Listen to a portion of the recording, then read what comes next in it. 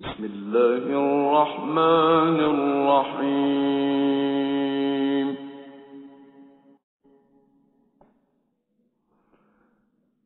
لا أقسم بهذا البلد وأنت حل بهذا البلد ووالد وما ولد. لقد خلقنا الإنسان في كبد يحسب أن لن يقدر عليه أحد يقول أهلكت مالا لبدا يحسب أن لم يره أحد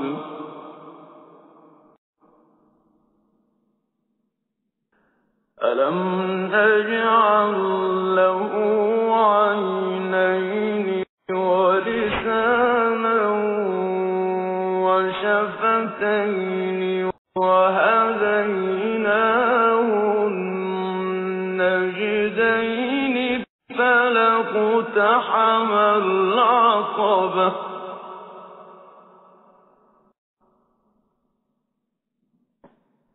وما أدراك ما العقبة فك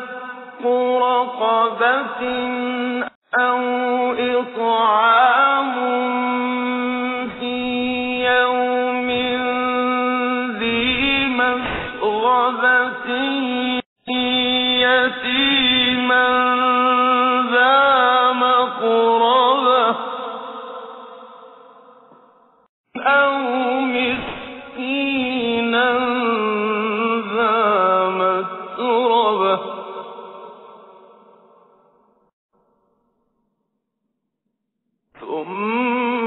ثم كان من الذين آمنوا وتواصوا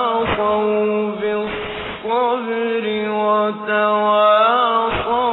بالمرحمة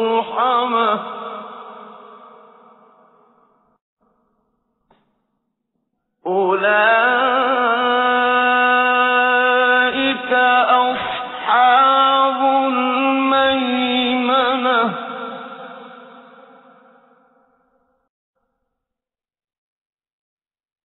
والذين كفروا بآياتنا